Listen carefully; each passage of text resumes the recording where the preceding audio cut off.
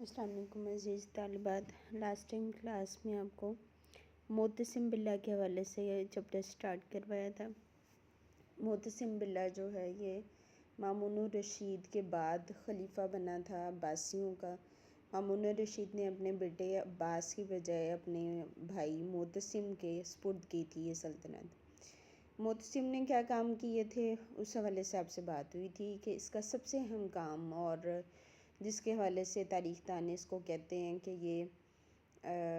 عباسیوں کے زوال کا باعث بھی بنا کسی حد تک، وہ یہ تھا کہ اس نے ترکوں کو فوج میں بھرتی کرنا شروع کیا تھا۔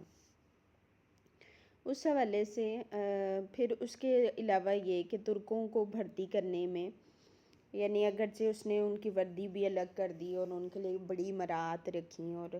ایک شہر بسایا اسپیشلی ان کے لیے، جس کو ہم سامرا کے نام سے جانتے ہیں، لیکن یہ ہے کہ یہی ترک جو ہیں یہ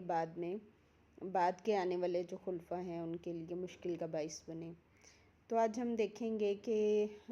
کس طرح سے معتصم کے دور میں بغاوتیں ہوئیں اور اس نے کس طرح اس کا خاتمہ کیا۔ اس میں سب سے پہلے علویوں کی بغاوت ہے۔ علوی جو ہیں وہ شروع ہی سے بنو عباس کے لیے مشکل کا باعث رہے، اور معتصم کے عہد حکومت کی ابتدا ہی میں زیدیوں کے امام محمد بن قاسم نے خراسان میں اپنی خلافت کا دعویٰ کیا۔ خراسانیوں کی ایک اچھی خاصی تعداد ان کی ہم نوا بن گئی، اور اس سے پہلے کہ یہ معتصم کے لیے مشکل کا باعث بنتی، معتصم نے انہیں شکست دی اور اس طرح سے اس مشکل کا خاتمہ کیا۔ تو امام محمد یوسف جو ہیں وہ شکست کھا کے النساء کے علاقے میں چلے گئے، لیکن وہاں کے بھی حاکم نے انہیں گرفتار کر کے عبداللہ بن طاہر کے سپرد کر دیا۔ جب انہیں معتصم کے حضور پیش کیا گیا تو معتصم نے حکم دیا کہ انہیں قید خانے میں ڈال دیا جائے، جہاں سے وہ 834 عیسوی میں اچانک غائب ہو گئے۔ اس حوالے سے ایک فرقہ وجود میں آیا جس کو ہم زیدیہ کہتے ہیں۔ زیدیہ جماعت کا یہ عقیدہ ہے کہ وہی غائب امام مہدی ہیں جو قرب قیامت میں ظاہر ہوں گے۔ اس کے علاوہ زد قوم کی بغاوت ہے کہ یہ لوگ جو ہیں یہ اگرچہ سندھ کے رہنے والے تھے اور جاٹ تھے، عرب انہیں زد کہتے تھے۔ یہ لوگ خلیج فارس کے کنارے آباد تھے اور اسلام قبول کرنے میں کے بعد ان میں سے کچھ 17,000 کی تعداد میں یہاں کے آباد ہو گئے تھے۔ معتصم کے دور میں انہوں نے مسلسل بغاوتیں کیں، اور اس وجہ سے معتصم کے ایک عرب سردار عجیف بن انبا نے انہیں خلیج فارس سے اٹھا کے رومی سرحد پہ زربہ کے مقام پہ آباد کیا۔ تو وہاں پہ آباد کرنے کا مقصد کیا تھا کہ رومی اکثر حملہ کرتے رہتے تھے، اس طرح آہستہ آہستہ رومیوں کے حملوں کی وجہ سے ان کی کثیر تعداد جو تھی وہ ماری گئی۔ اس کے دور کا سب سے اہم فتنہ جو ہے وہ بابک خرمی کا فتنہ ہے۔ بابک خرمی جو ہے اس نے آپ کو بتایا تھا کہ بغاوت شروع کی تھی مامون کے دور میں، اور اس کے مزدکی عقائد اور حلول کے عقیدے کی وجہ سے مسلم عوام انہیں مسلمان نہیں سمجھتے تھے، لیکن وہ علاقائی نعروں سے عوام کو اپنے گرد جمع کر کے دہشت گردی اور ڈاکہ زنی کرتے رہتے تھے، بالخصوص عباسی حکومت کے فوجی قافلوں کو نشانہ بناتے تھے۔ مامون نے آخری وقت پہ وصیت کی تھی کہ خرمیہ جماعت سے دور اندیشی، احتیاط اور شجاعت کے ساتھ جہاد کرنا، ان کے مقابلے کے لیے مال، اسلحہ،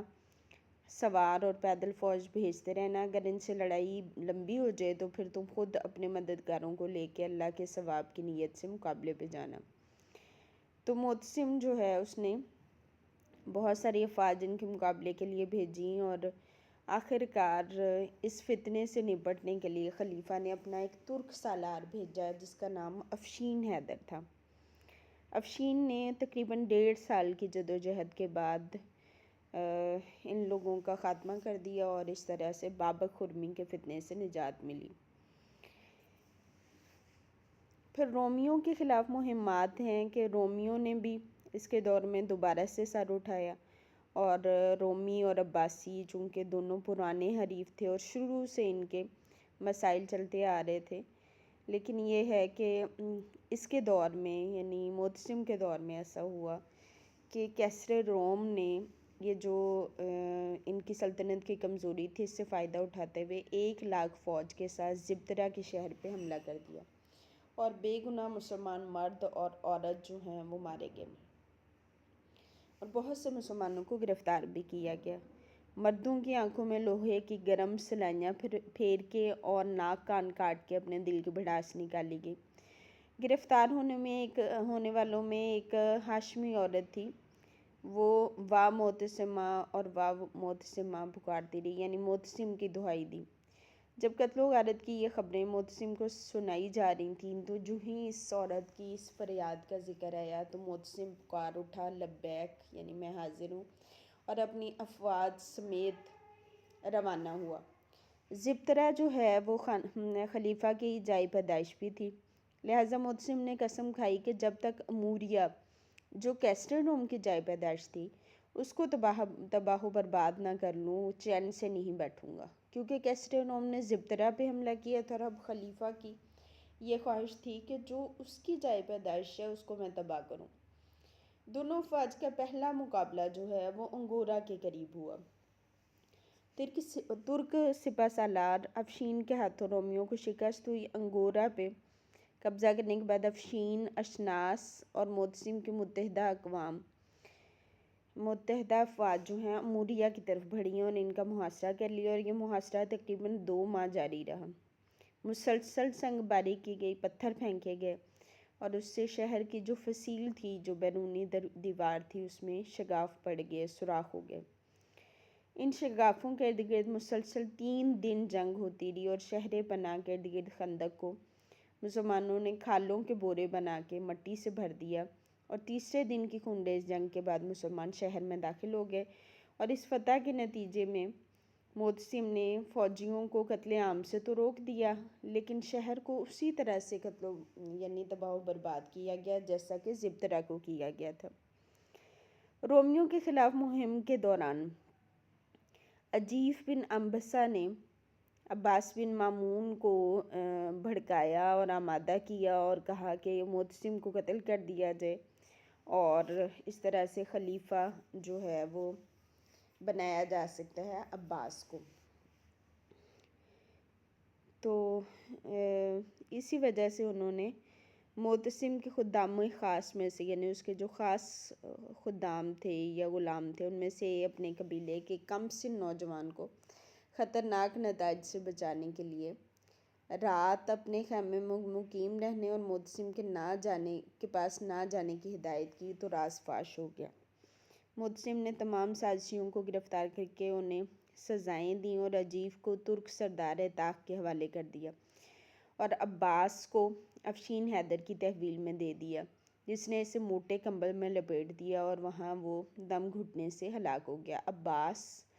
کون تھا یہ آپ کو بتایا تھا کہ یہ مامون کا بیٹا تھا۔ اس سازش کے انکشاف کے بعد معتصم نے اپنے تمام جو سالار تھے، ترک سالار تھے، ان کے علاوہ سب کو شک و شبے کی نظر سے دیکھنا شروع کر دیا۔ اسی دوران مازیار حاکم طبرستان اور عبداللہ بن طاہر والی خراسان کے درمیان تعلقات جو ہیں وہ کشیدہ ہو گئے، ان کے آپس میں لڑائی ہو گئی اور دونوں اکثر ایک دوسرے کے خلاف شکایات جو ہیں وہ خلیفہ کو بھیجنے لگے۔ ترک سپہ سالار افشین حیدر نے ان دونوں کی باہمی دشمنی سے فائدہ اٹھانے کا فیصلہ کیا، کیونکہ ترک سپہ سالار افشین حیدر یہ چاہتا تھا کہ خراسان کی ولایت اس کے سپرد ہو۔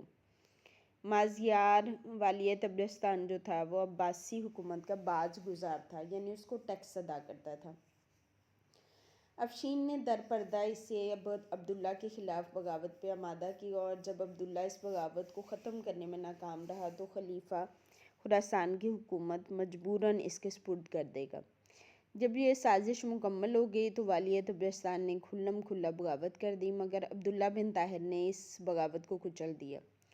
مازیار جب گرفتار ہو کے معتصم کے حضور میں پیش کیا گیا تو اس نے افشین حیدر کی اس تمام سازش کو بے نقاب کر دیا اور مازیار کو تو قتل کر دیا گیا، لیکن خلیفہ کو افشین کی اس سازش کا بڑا دکھ ہوا، کیونکہ اس سے پہلے اس نے صرف اپنے ترک سالاروں پہ اعتماد کیا تھا اور باقی لوگوں کو جھوٹا قرار دیا تھا۔ افشین حیدر کی جو مسلسل کامیابیاں تھیں اور عروج تھا، اس نے اسے خود سر بنا دیا تھا، اور بابک خرمی کے خلاف خاص طور پر جو مہمات بھیجی گئی تھیں اس دوران جو تحفے تحائف آرمینیا اور آذربائیجان سے آتے وہ انہیں خود برد کر لیتا، یعنی وہ اپنے پاس رکھ لیتا اور اپنے وطن اشروسنا بھیج دیتا۔ عبداللہ بن طاہر نے اس صورتحال سے خلیفہ کو آگاہ کیا، اور اب والی طبرستان کی بغاوت میں جب یہ ملوث ہوا تو معتصم اس سے بہت زیادہ بدظن ہو گیا۔ افشین کو جب یہ اندازہ ہوا کہ خلیفہ میرے بہت زیادہ خلاف ہو گیا ہے تو اس نے معتصم اور اس کے افسروں کو دعوت پہ بلا کے زہر دینے کی سازش تیار کی۔ بیشتر اس کے کہ یہ سازش کامیاب ہوتی، اس کا راز فاش ہو گیا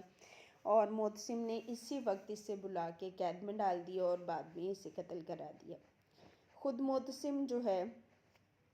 842 میں کچھ دن یہ بیمار رہا اور اس کی وفات ہو گئی، اور یہ اپنے تعمیر کردہ شہر سامرا میں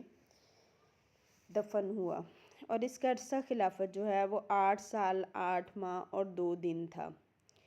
معتصم کا دور جو ہے وہ یہاں ختم ہو جاتا ہے۔ معتصم کے دور میں جو مختلف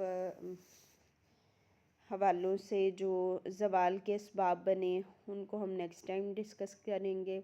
ابھی آپ نے اس کو بہت اچھے طریقے سے پڑھ لینا ہے معتصم کے دور کو، اور خاص طور پہ اس کا دور جو ہے وہ چونکہ زوال کا باعث بنا عباسیوں کے، اس حوالے سے آپ نے اس کے اقدامات جو ہیں ان کو ضرور اسٹڈی کرنا ہے۔ تو انشاءاللہ نیکسٹ جو ہے وہ ہم کل پڑھیں گے۔ اللہ تعالیٰ آپ کا حامی و ناصر ہو۔ اللہ حافظ۔